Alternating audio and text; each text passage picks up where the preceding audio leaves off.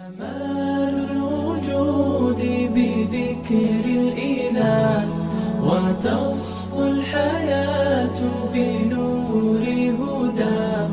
جمال الوجود بذكر الإله. السلام عليكم ورحمة الله وبركاته.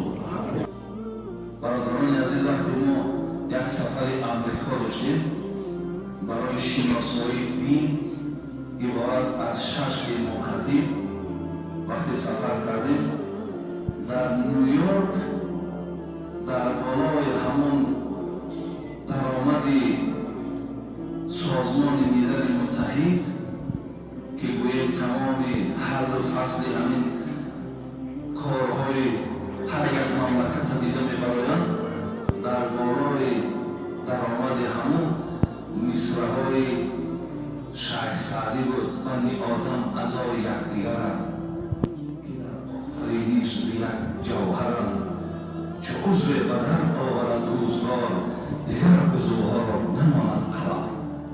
این افتخار ما مردم مسلمان برادران عزیز که آیا سازمان ملل متحد اونها تمام اشعار روی دنیا را برهم زدند.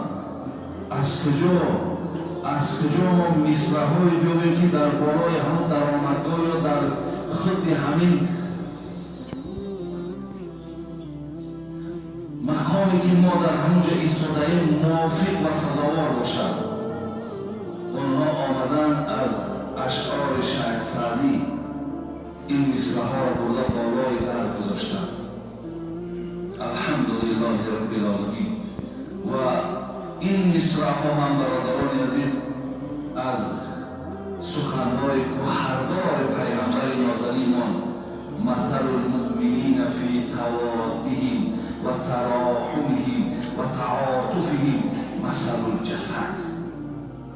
این حدیث پیامبر حضرت در رشته نظم درآورد و به خاطر پایبندی از پیامبر نازنین، به خاطر امتی از پیغمبر نازنین این شرف و این بزرگی را این بنده خدا دریافت.